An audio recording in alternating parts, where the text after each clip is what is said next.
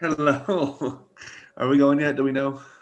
It's been going. You have to give me the right to also record though. In case your internet or my internet go out. Welcome to our production meeting of A Nightmare on Fear Street.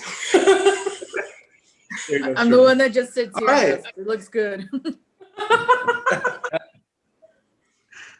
All right, everyone. Welcome to our second episode of a Fear Street Halloween. I have taken off my costume because it was hot. Spoiler alert. Not really spoiler. I don't know what I mean. I'm drunk. So we all just got done watching Poltergeist. The original. Also, wait, before we get to that, just one quick reminders. Again, vote on the poll. I haven't checked to see if anybody's voted since we last talked. Okay, so get it done. Vote on the poll. You have until Sunday evening-ish sometime. Post your costumes if you've got them tomorrow, but we might get more of those tomorrow, I bet, than tonight. So yeah, make sure you do all that. So, but before we get into like actually talking about Poltergeist, I'm curious. Was this your first time watching ever? Have you seen it before? I saw it twice as a kid, and as a kid, it didn't register it was a horror movie, and now I understand why, and that's some of my notes. I saw it as a kid. It was like when your aunt or I was staying at my grandparents, and my uncle left it on we were watching a movie before, and this was the movie after. So we weren't supposed to be watching this until like the pool scene at the end is when my mother walked in. She's like, "What the hell are y'all watching?" I was like, "Too late, been traumatized." Yeah, no, I've seen this movie so many times that like, yeah. So let's get into it, shall we? Yeah. Amanda, you want to start us off? Yeah, I mean, you know what I love about Spielberg is his storytelling. And that opening, I don't know what it is, even though I know it's like this horror film, I love the beginning where we get to like the family. We get the everyday kind of like routine of them, and then the understanding, and then like that opening. So I like them, you know what I mean? I'm rooting for them, and all I know is those neighborhood kids are rough.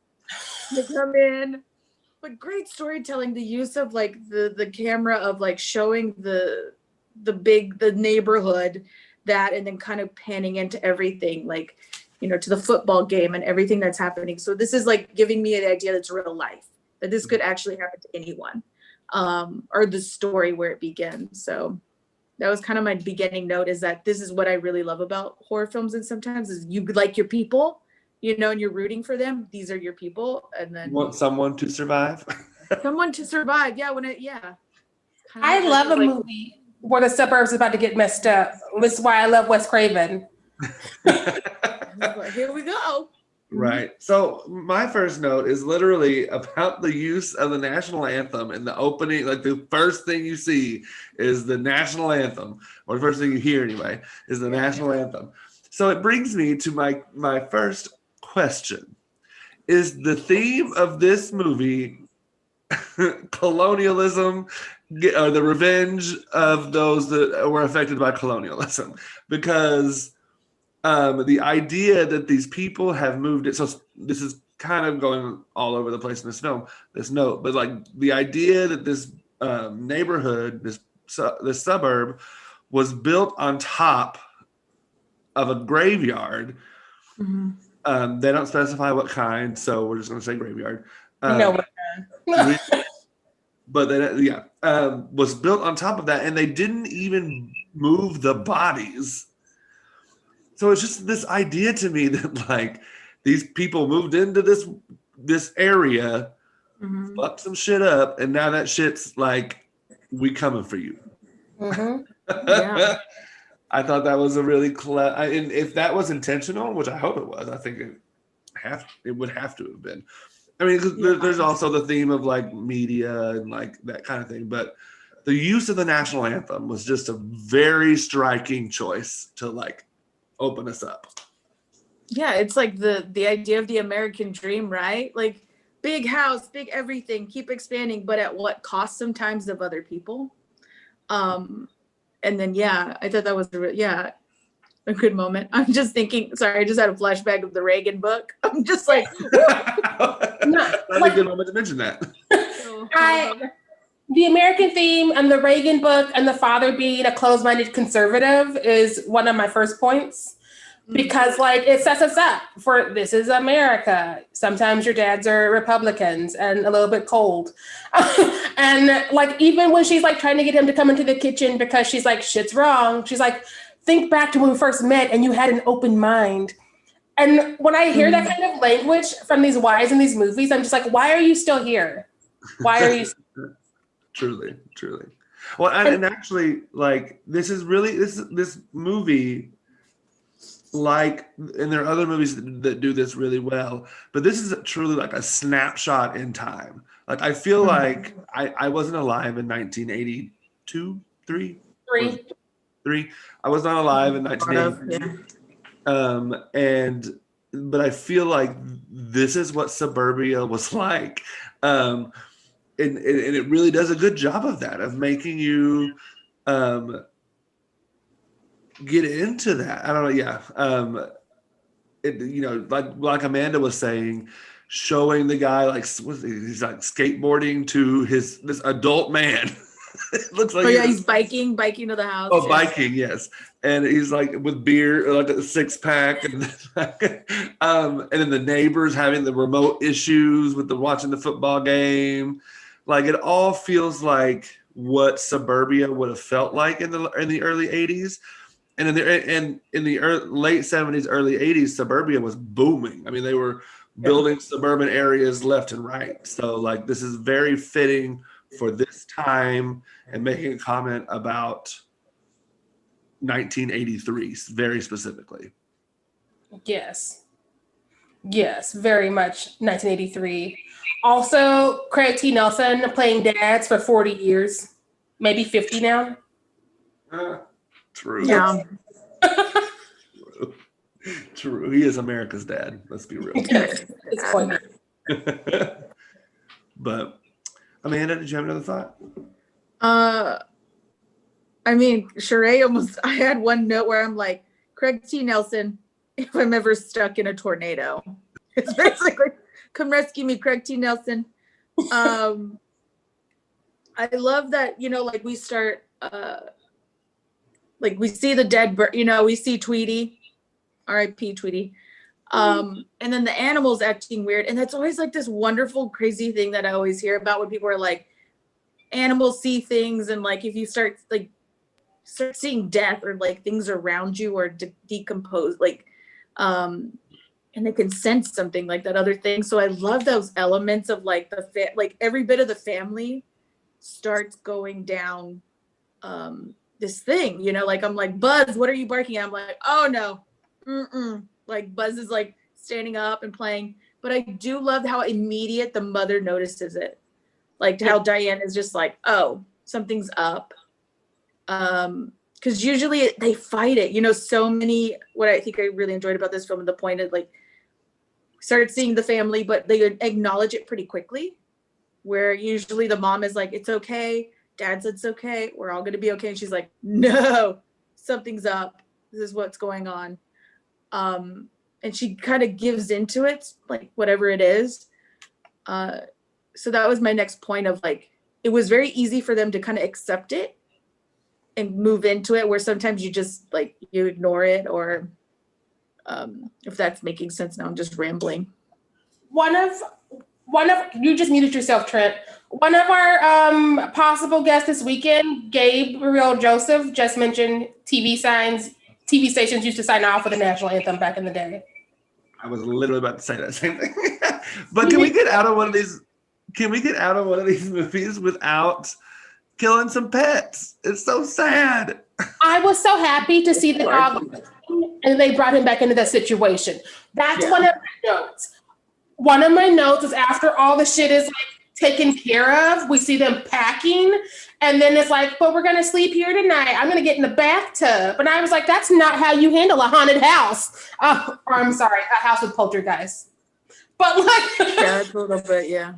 how do you relax in a bathtub where you just birth it from your ceiling with your daughter who was missing for weeks? Right. But yeah. I was glad the dog lived. I was very glad the dog lived. Buzz.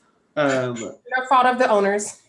So as we begin to get into like the weird supernatural stuff starts to happen, the fact that did anyone else think it was weird that the fact that this mom is like, woo, I'm so excited, I'm gonna show everybody, come watch this. It's like a trick. I took that as sort of a desperate housewife situation because back in the day you had that family unit where the father makes the money and the wife stays home and she raises the kids and she cleans the house and she has no excitement in her life. And that was the way things were supposed to be because gender norms. And so I took it as her being like, something's finally happening in this boring ass suburb. Look, let me tell you, even during this quarantine when I've been by myself, I forgot I left a cabinet open and I thought the house was haunted. And I was like, is there a ghost here? Okay, cool. I mean, if you want to watch a movie with me later, you want to do a puzzle together, I'm cool with that. You know, because when you're by yourself and she's like, what, the kids are all off and it's like, this is something that's, you know, it's not haunted. I just left a cabinet open, but like, I can see where when you're by yourself to look for something. But yeah, like Sherry's saying, but I totally get it. If this house was haunted, that'd be great. I mean, not great. They didn't like advertise that on Zillow, but like, I don't know if they can. Poltergeist, 2-bedroom. But yeah, I thought it was weird, but I was digging Diane. I was like, get it, girl. What do you need to do? Right. And can we also I'm gonna give Diane some props for being a mom who is not afraid to like lay in her bed with just a t-shirt on. Like Smoking pot, which I did not pick up on as a kid. Like when he's reading Reagan, she's over there smoking, and I'm just like, y'all are a couple? Y'all definitely don't have a lot in common. I Sorry, I just got heated. I got a little bothered. I'm so sorry. Diane. She's a little she needs a fan. Yes. A sip of drink. Yes. She's a sip of drink. She's thirsty. Aren't we all in quarantine though? God. So yeah. It was weird to me to be like, oh, Ashley's gonna join us again. Ooh. Jump in, Ashley. But yeah, it was weird to me. I don't know.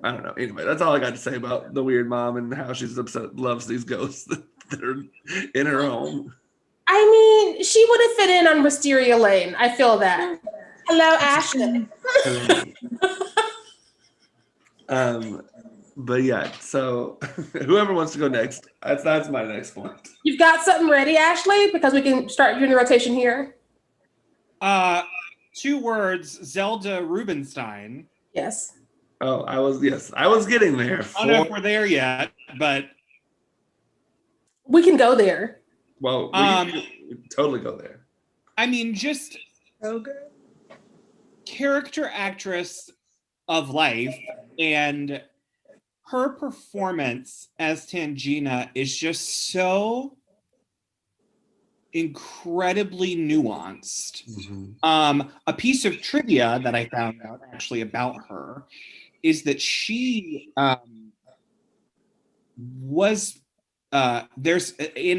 she did like 3 different Poltergeist movies. I think she did 3 of them.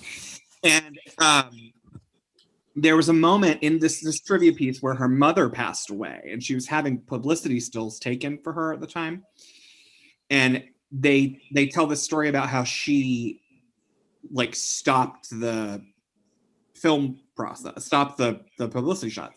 And she said, something's just happened. I need to get on the phone. And her mother had just died. Oh. So like there was this whole thing. And then when they developed the film, this is sort of when that whole idea of like cursed movies, I think, started to like from like The Exorcist, right? Like those things that kind of been sort of brought up, right? And can sort of continued more with Poltergeist. But I mean, she is just fucking brilliant, this movie. She's I was so going to good. say, the minute that, so for those of you that haven't seen this movie, and if you haven't, what are you doing with your life? But like, the minute she walks onto the screen, she's this very small woman, but she commands everyone in that room. Everyone is like, oh, let me stand back. She is the movie. Yes. Oh, and she only arrives like more always the last 30 minutes. Yeah. But that's when it starts. We could have sped up all that other stuff and gotten straight to her. Yeah, we could. When she talks to them. And I love that. My favorite line of hers is, "This house is clean." And she says it with there's like a breath that she takes in between this house breath. This house is clean. And it's just like, right. Oh, but even though it ain't clean yet. It can't ever be clean, let's be real. It's not that Give clean. them a refund. Oh.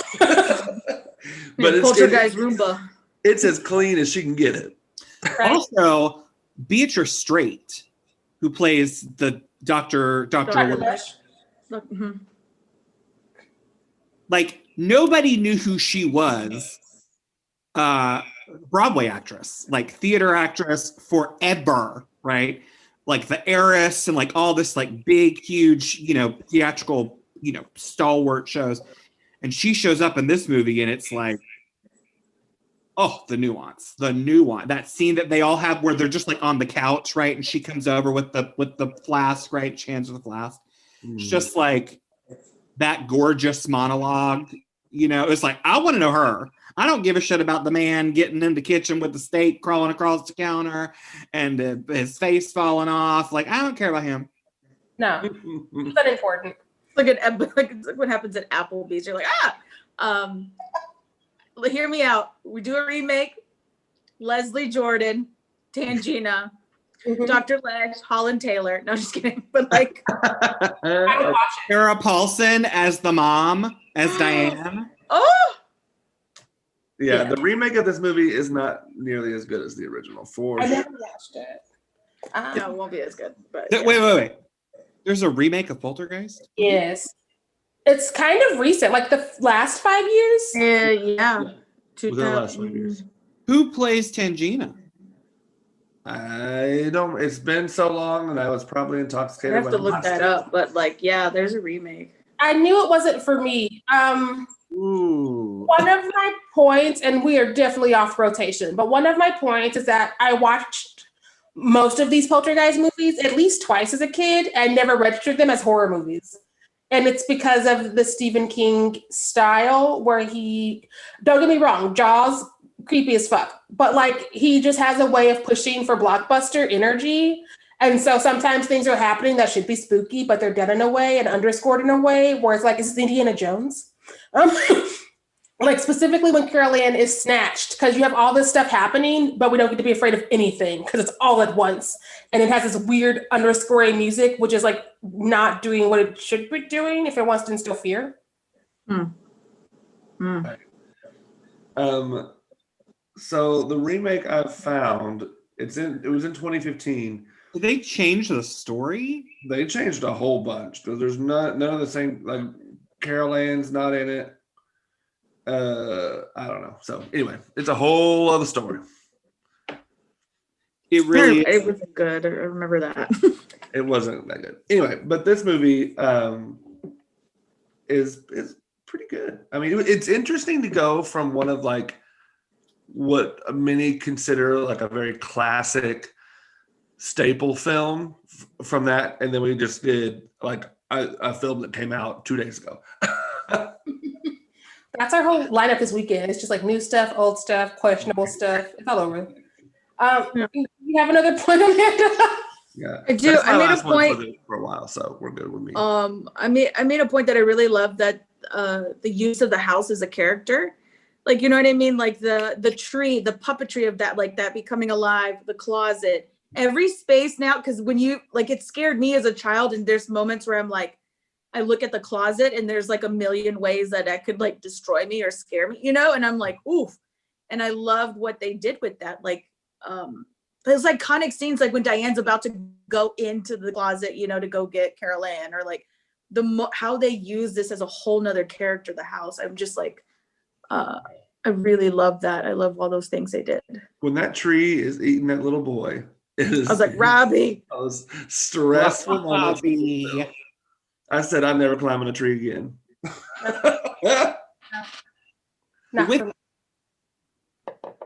With the can I just jump on that super quick? Yeah. About the house.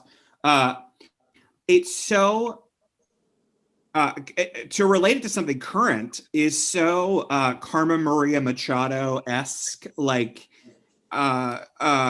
this whole like it's queer, right? That's the thing. Mm-hmm. It is a queer narrative, this idea of the house as haunting, but also this idea, right, of the like, you know, we can sort of add all these layers on top of it, right, that have nothing to do with the movie, but necessarily, but this whole idea of the closet, right? There's this whole like that the closet is the heart of the house, and when Tangina comes and Dr. Lesh says, we think that's the heart of the house, and she turns around and looks at her and she says, there are many hearts in this house. It's just like, yeah, for sure. But also right, mother, right? This very much the mother aspect. She was in the fight with the children, and he was sort of separate, like they did with the fathers during those times. Yeah. Like, even when like go back in the house for no fucking reason towards the end to like sleep and bathe, he's somewhere else. And it's not even like really explained why he's there, because he quit his job, but he's going to his job to tell his boss he quit again. I'm like, that's a phone call. Get out of this house. Right. Anyway, yeah. Sheree, do you have another point? Yes. My point was, how do they find Dr. Lesh with no internet? Because it was at a section of the phone book. Did you have to like find a friend? How do you find your Ghostbusters in this town? Help wanted on the newspaper. Right? We got Ghostbusters. They called the Ghostbusters, but the Ghostbusters were busy, so they had to call her. Right. I also appreciated that her team had one black man on it, even though he was kind of the token, because he had no lines his first scene, and then had very few lines throughout, and then was like, go downstairs by yourself and hold the rope, because I was like, oh no, don't go down by yourself. But at least he wasn't the one that his face like fell off. Yeah. Who got to leave the house? And my theory is, if we're all in the house and you're like, my face just fell off, I'm leaving too. Yeah. She does say, right? Doesn't Dr. Lesh also say, she's like, he's not coming back. Right? I think she says that. She's like, he's not coming back. Yeah, she's very he's not coming back. Yeah, jump on that, because that was all a mind thing, right? Like they had gotten into his head, like he was seeing all the rotting.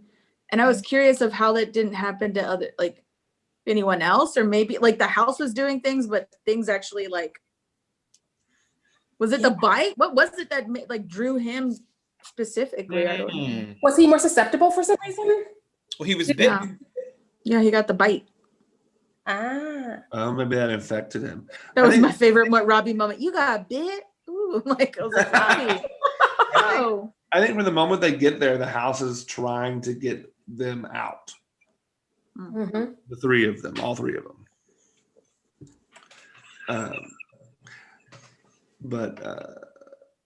Yeah. My next note is the very end, so you can skip me for a while. I'm already based on that. So yeah. Do you have anything else, Ashley? But like when the boss shows up again, right? And he's like, they go on this whole hike, right? And he's like, can I ask you a question? And I'm like, the fuck is this like scene that we just like that makes no sense, right? I mean, it I guess it does in the arc of the story of like we want to keep him around, right, so that he can keep, making.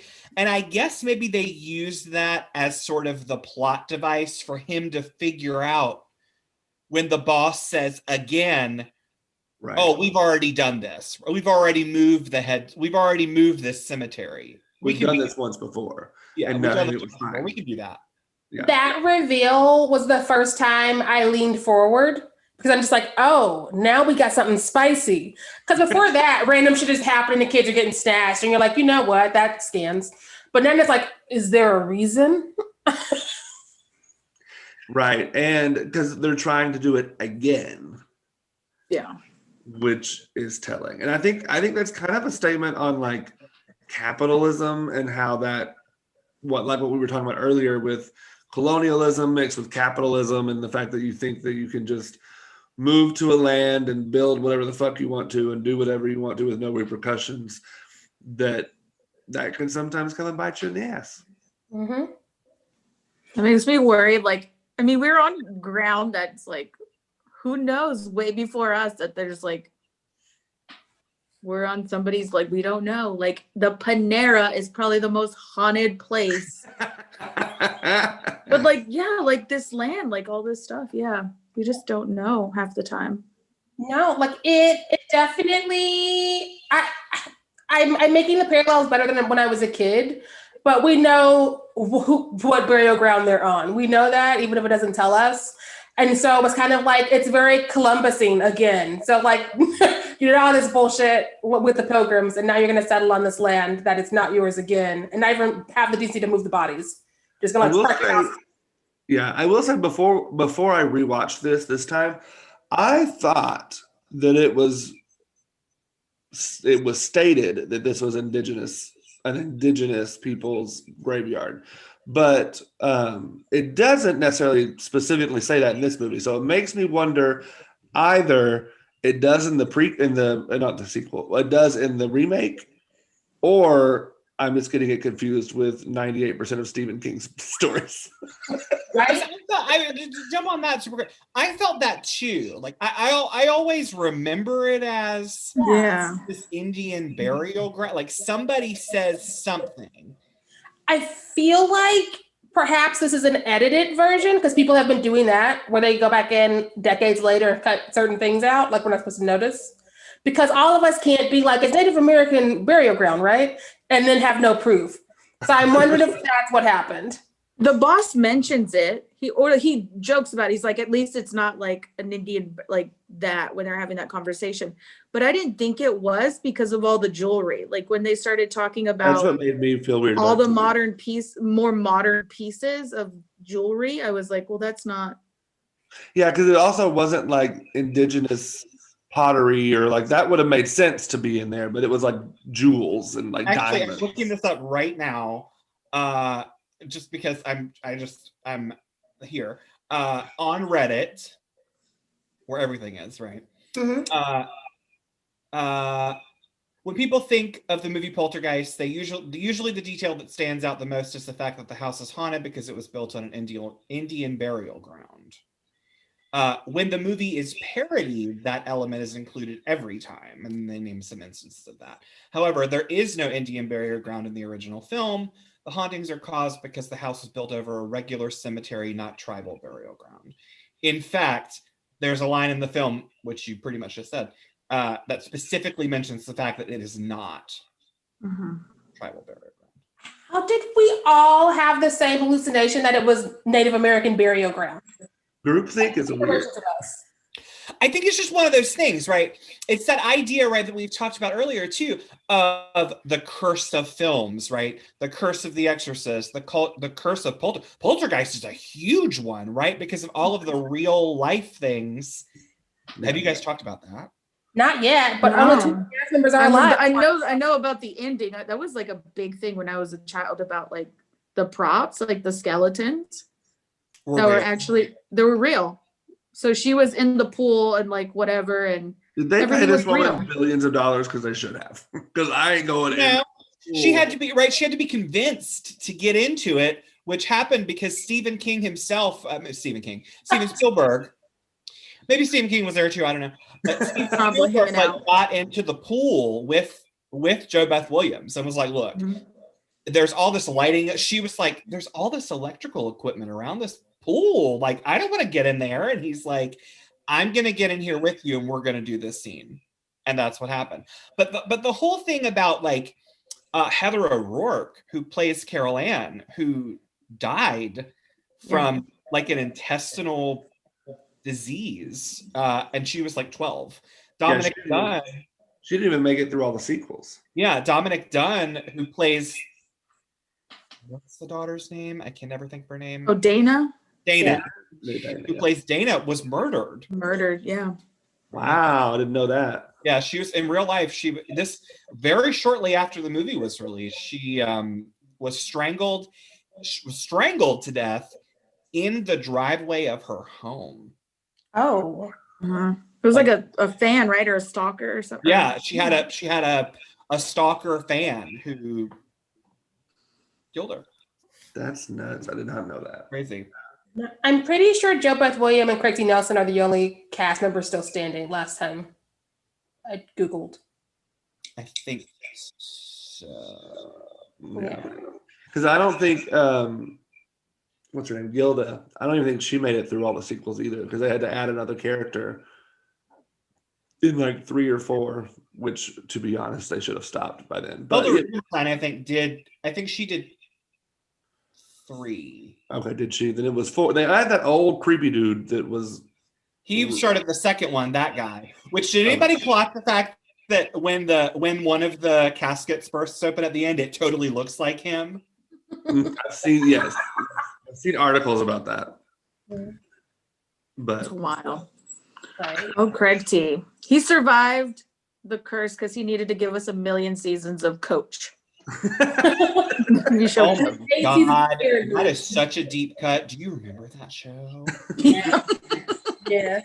It's my first time clocking him as an actor because he'd been in stuff. He's been playing dads. But as a kid, Nick at Night was like, here's Coach. And I was like, oh, Coach, that's that one guy. Wasn't that show on for like 15 years? It was like a long time. It was his career. Like TV money is good. TV money is good. TV money is good. Go ahead, Amanda. Oh no, I was just gonna say the comedy was great in this, and I loved it as an adult watching it. Because there's that moment with Tandina and Diane when she's like, "You've never done this before." She's like, and it's like a beat. You're right. You go. You know what I mean? Like, I was laughing at this moment. I was like, this is an intense moment, but they knew how to add the comedy in there. Even like Dana at the end when she's like, "What is happening?" and she's just screaming with a hickey on her neck. I clocked this time. And in the ending, you know, when he rolls out the freaking TV and he leaves it out, like those bits of humor that I didn't catch because I was just like, I really enjoyed that. I love laughing sometimes, even in the scary. I always wait for the television to turn back on. Oh yeah. I think that goes back to my point about Steven Spielberg having a very specific style. He does the summer blockbusters, which is why I didn't clock that this was a horror movie as a child, because it felt like a summer blockbuster with dead people.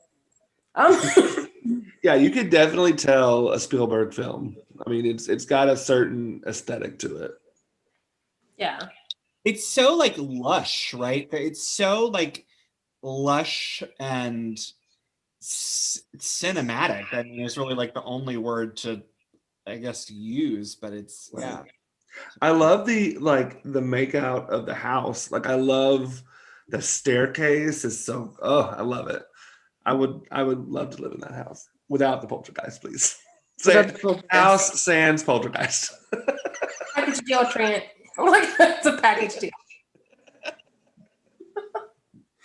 What if I built like an actual replica of the house and then it came with poltergeist? Damn it! Show up. Somebody somewhere has got like the miniature, like the model version of this in their house, right? Like some weird horror person has got like something. Some horror fan with too much time on their hands. I'm telling you, I wrote to Lego one time. I'm like, Lego, if you make every house that's been in a horror movie into a Lego thing, people will buy it. And they were like, I never heard back from them. I'm not sure I got their mailing address correct, but I still got an idea. It'll be coming out any Christmas. like a Legoland, like Poltergeist, The Exorcist house, like Hill this House. is live, so if they start doing that, they better pay me. That's all I'm saying. Y'all heard it here first. Trademark that shit. empty. And then the little tree, and then there's like a little Robbie Lego, and then like the tree. Perfect. So we talked about a new cast if we were to remake it, but who should direct a remake of this if we were to get a real remake that we weren't embarrassed by?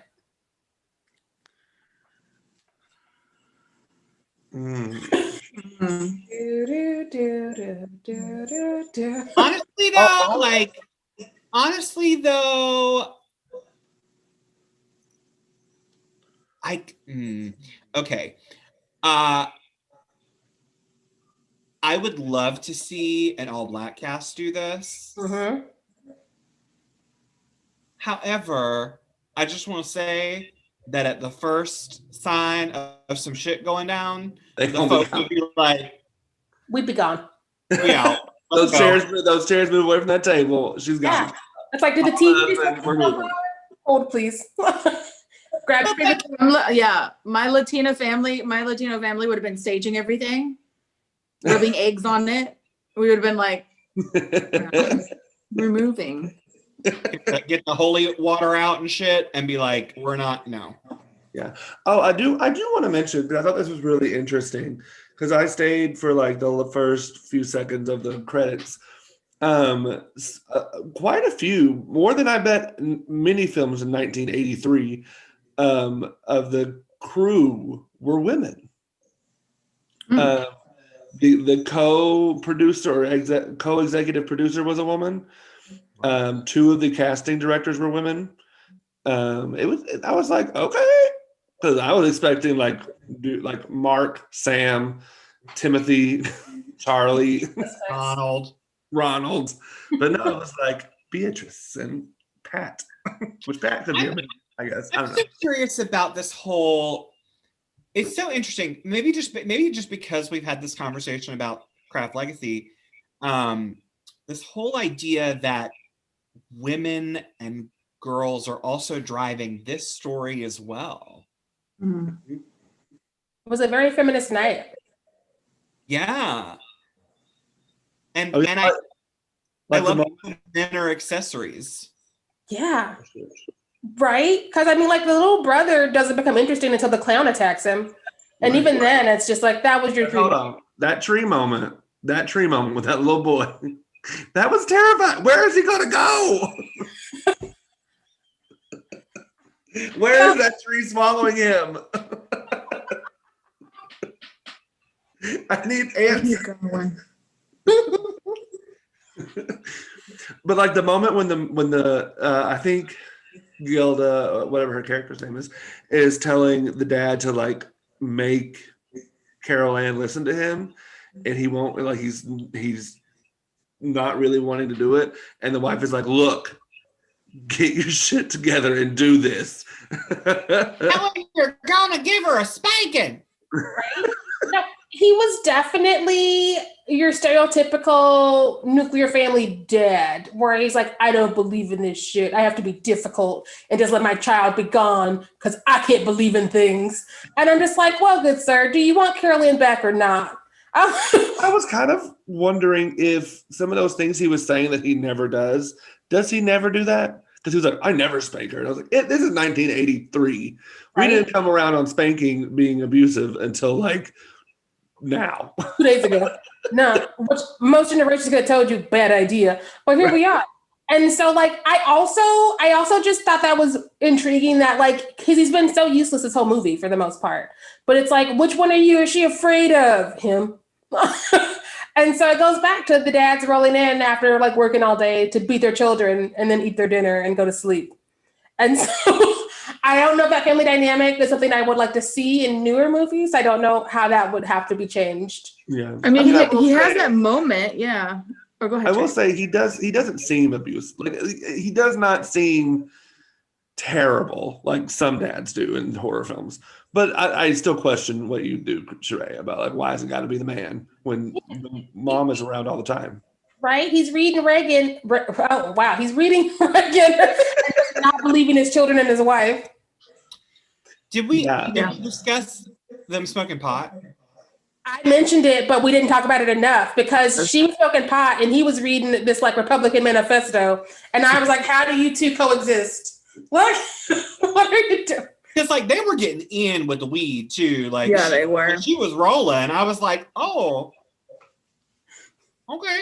But like I was kind of wondering, I was just like, that's something really interesting that like I don't remember having seen in films, like adult couples doing something, first of all, illegal, but also like there's this whole like mind altering aspect to it as well. That's kind of like, It's interesting. With them smoking the wacky tobacco. Yeah. Like, it's been so long since I've seen this movie that I was so young enough to think it was cigarettes. That's how long it's been. Or too giddy. Yeah. I was like, people do get happy when they smoke cigarettes. Okay. And now that I'm adult, I'm like, no, there's more to this story. Right. So true. I did love how the house in the beginning like faked the family out. They were like, I'm gonna take this kid, this boy, and try to suck him down a tree. But really, I'm going after Carol Ann because they're all gonna be running outside while Carol Ann's being sucked into the closet. And I was like, that's a smart house. I get a tornado too. Yeah. And that weird, Like it didn't do anything. I love the line where she was like, tornado. I love the line where the mom is like, if that was a real tornado, there wouldn't be a house standing anywhere. Right. And she's like, I guess it skimmed us. I'm like, Mom, what? It's like, bitch, we are watching a funnel cloud. Like we see a funnel cloud. And then they're like, oh, it must have just skimmed us. I was like, What? No. The things people make up to explain away what is actually happening in a horror movie. Nuts. It is. Another piece of trivia is that Heather O'Rourke was so terrified during that scene where she got sucked in the closet. I read that she was so scared. And Stephen King told her, I keep doing it. Steven Spielberg told her they did it like, I think just a few times. And he was like, okay, we don't have to do that anymore because it scared her so bad. Right, because he's not as abusive as Stanley Kubrick. Boom. Making circles. Shots fired. Next point, Amanda. Shrey and I have a war on Stanley Kubrick. Yeah, you do. I love it. Should be because Let's be real. I mean, I wrote a moment here where it's like where we see the dad break down, where it's like where Tangina's talking about the beast. But I like how they all huddled together. Like they reminded me of the sea turtles in Nemo when Dory was like, what an adventure. And they go, what happened? And I was like, they all huddled together. But then the dad's crying because I'm like, I don't know if he's like worried about the child or it's just a freaking pure exhaustion. Is he worried about Diane? Is he worried about Carol Ann? Or he's just so done, and that was a moment I was like, I would have just been done. And she's like, it's the beast. And you're like, oh, again? Like, what the hell? That moment was so creepy because she was saying that this beast to Carol Ann looks like another child. That's how it like was coaxing her into trusting it. But to us, it's a beast. And I'm curious, do you all think that the ghost creature that the mom sees, is that the beast? That like when she's trying to get into at the end, when she's trying to get into the door to the kids' room, and she can't, and then she's like knocked backwards, and there's this weird like spider looking skull headed thing. I can't describe it really, but I don't know which one, because the Beast had so many costume changes, or what I thought was the Beast had so many costume changes, like the giant skull that flies out of the closet. I actually think, yeah, and I actually think that's the point. I think the point is like this thing is so like amorphous that it's gonna, because remember when it almost gets Robbie again, it looks like the Upside Down, right? It's those like tentacle things, right, that like come out. That is true. Every time it appears to someone, it's something different. Because like they've said to Carol Ann, it's a child. To the dad, it's that skull that comes out of the closet. To the mom, it's the spider-looking thing. And to I love that moment where she says the thing about to Carol Ann, it looks like a child. It wants her to trust it. And I'm like, I want to see what that looks like. Yes. Tangina told them that it's been basically reading their minds, so it already knows what they're thinking and how they feel. So that might be why it's coming at them in different avenues. Because it comes as a clown to Robbie, right? Like or a tree, one of the two. Or no, that doll. That's a real doll. Yeah. Mm-hmm. Right. The clown doll. Can we talk for a second about the moment when, because I was so annoyed, because again, we go back to when neighbors aren't helpful, when seemingly trying to be helpful neighbors aren't helpful. Like they come and yes, they help the mom out of the pool of dead bodies, but then she's like, come help me. I need your help getting my kids out of it. And there's like, what's going on with your kids? No, we're not going. And I'm like, yeah. What? These are children. Like, you're not going to help save someone's child. That's so fucked up. The wife with the umbrella in that couple, though, while all this rain and water and this hurricane force, and she's out there with the umbrella holding her husband's hand, like, no, we shouldn't go in there. And the umbrella's being beaten up. And I was like, your umbrella's as worthless as you are right now. Truly. And they were even trying to stop her from going to save her children. Like, he was trying to pull her out of the house. Yeah. It's not a fire, it's poltergeist. Like, we saw their kids earlier in the movie eating off his plate. Oh. I love that moment when they're running out, you know, they're running out to the car and like the caskets and shit are like coming up out of the ground and all that stuff. And they're running out to the car, and it's that shot of him like trying to get the key in the ignition over and over and over and over and over, right? And then the fucking thing comes out of the garage and like flats on the. For sure. And in that moment, I wanted to tell all of them in the car to stop screaming because he's trying, and there's like, get the car, go. And I'm like, oh my god, We focused a lot on his jeans. We did on those jeans, right? When he was trying to find the key. Right. It was like to his butt. And I'm like, is this a Levi's? Like, did y'all do like a product placement? They were product placement. They were looking right nice though on Craig T. I'm just saying. But yeah, but also like I wonder, like, is that when that thing started? Because I feel like that trope, like that thing of like people screaming in horror movies of like, get the key in the car, drive, or whatever, all this shit, you know, that people do in horror movies. I wonder like if that's around the time that kind of started, because maybe that's like a penultimate moment in a horror movie. Somehow that is going to happen. Or they're going to argue about who's going to drive. Us. Or it does not matter. No, we have to drive away. That's what matters. Are you in the driver's seat? Can you drive? Well, then make this happen. Exactly. And then Robbie's in the back, like, drive away.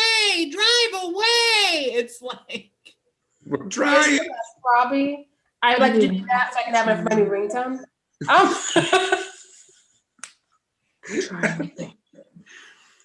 And then the very end, not the very end, but like close to the end, when like the house like collapses in on itself, I was like, guess you ain't got no house no more. And it took all their shit with it. Furniture, clothes. That's my other issue with the ending. So they're packing, but then they end up staying there and they still have some stuff. and she could take a Fridges everywhere in the house. What did they pack? They didn't pack their house. Like, I don't understand.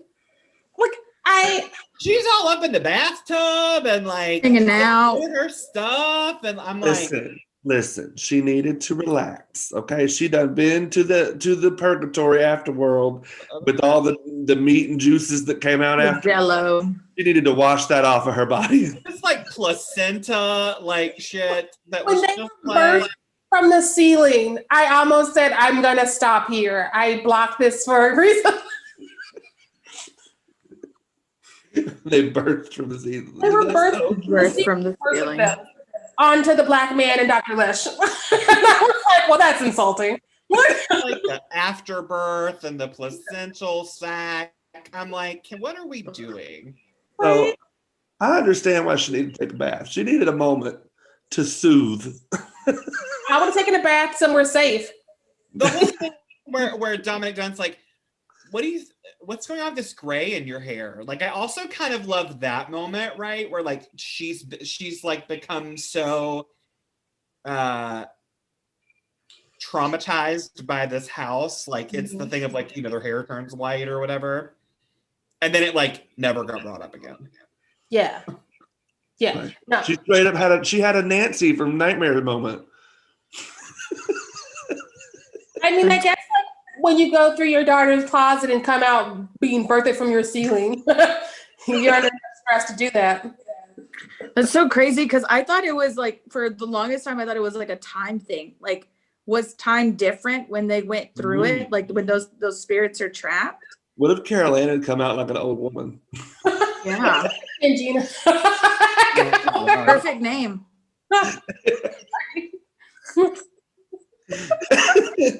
It's so weird. Yeah.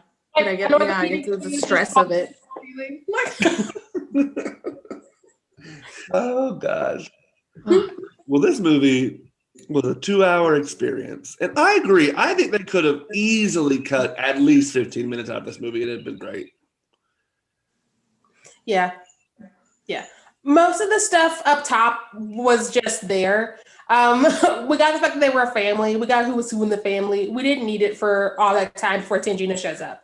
What? Right. Well, like, did we need like all the time she did stuff with the chair, and then like the times and I get that like it, and maybe if I saw it cut that way, I might feel differently because like Amanda said, I did enjoy that. I did identify or maybe care, maybe identify is not the right word, but like I cared about what happened to this family. I didn't want, it's not like to bring her up again.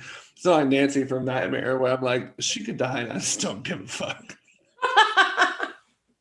Sorry, I know there's a bunch of Nancy fans out there, but I am not one of them. Anyway, back to this movie. But yeah, I'm glad that happened, but I still feel like you could have cut like 15 minutes out of it and I still would have cared because they're all great actors. I think those extra 15 is because back then in the 80s, these were like new special effects. And so while we're laughing at them today, people were like, oh my God, the CGI is timeless.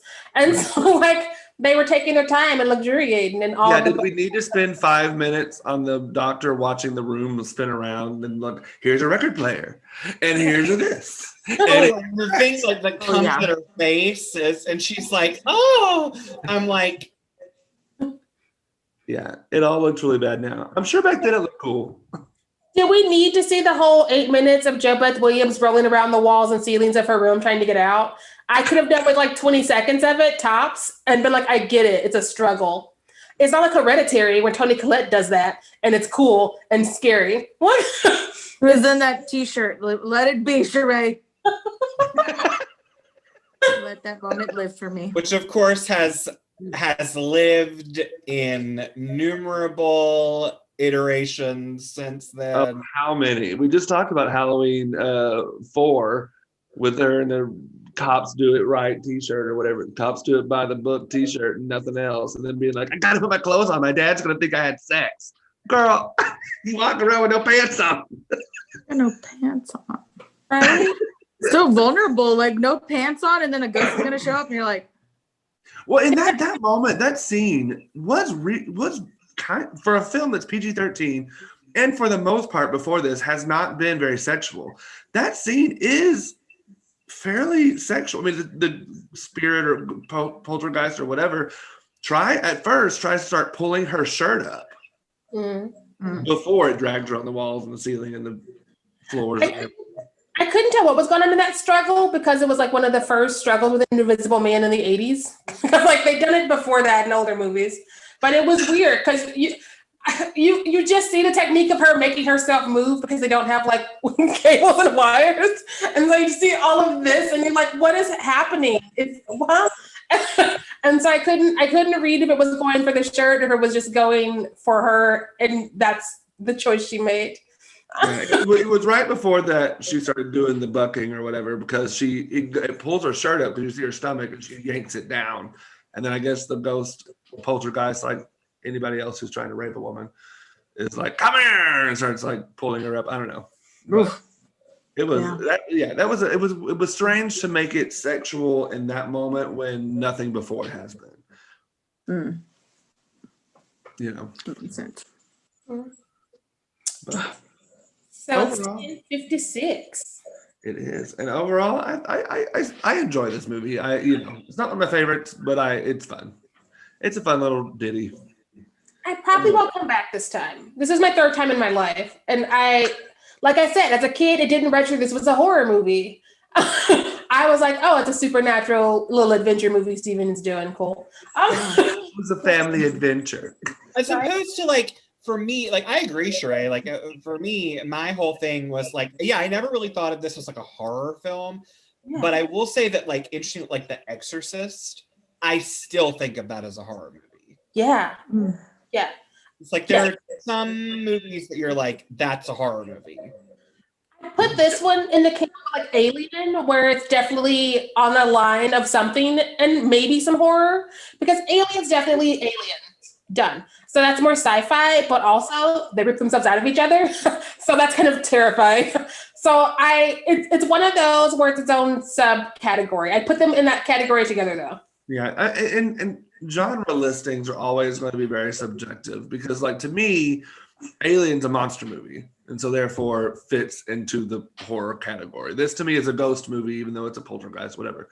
So therefore it fits into a horror film. Horror to me is like hugely encompassing to like, even, I mean, I consider, even though I don't like these movies, but like the Scary Movie franchise, I consider them horror. They're comedy horror, but they're horror. I don't like them, but they're horror. What's like The Conjuring, right? Like, I don't think that's a horror movie. That to me is like, well, particularly the first one, which I think you all are watching, right? I'm seeing it for the first time tomorrow, so I'm happy it's not a horror movie. That movie terrifies me. Terrifies me. So good. It's so scary. I'm ready. Also, fun fact, filmed in my hometown. Ooh. Oh. Fun times. Ooh. I'm gonna send you a little Annabelle. Oh, just But Annabelle Funko. I think she's a Funko now. that'd be adorable. That would be. But yeah, anyways, genre is weird and people have different things with it, you know. Yeah. So, all right. Any final thoughts on this Poltergeist before we say adieu for the evening? This house is clean. I'm gonna say that every time I clean my apartment. You should. And think of Zelda every single time. Every time. So magic. That was magic. It was. All right. So tomorrow we'll be back with you at 1:00 with Central. What? 1:00 Central. 1:00 Central. Let me be specific about that. 1:00 Central with Spiral, which is on Shudder. If you're able to get Shudder or get a week, what are they called? Trials. It's worth. I would say it's definitely worth it for a week. If you do the week trial, there's some other movies you should watch on there, aka Host. Hello, I'm Gemma. Where's that publicity thing? We need some money for all these plugs we're giving them. No, literally, I'm gonna call them up to be like, "Hi, Loved your movie. Here's this episode. Right? Will you sign my Zoom? Also, horror noir is Yes. the absolute most badass. Every Black actor, just about in every horror movie you've ever seen, horror noir about the Black horror experience. It is fierce. Also, Scream Queen. I need to see that. Watch that. I still need to watch that. I'm really excited about it. I know. I'm. Oh my god. we will talk about that. All right, but thank you all for listening. Thank you to Ashley and Amanda for joining us again. So see you tomorrow at 1:00 Central. Yes. For Spiral. For Spiral on Shudder. All right. Get your costume pictures in. I'm gonna start a thread tonight, but like we have to vote on them. I'm not gonna say I'll vote for pet photos. But you can also, costumes count. yes. So do that and make sure you vote on the poll for our final audience choice and vote in all the other stuff as well. But without further ado, stay fierce out there.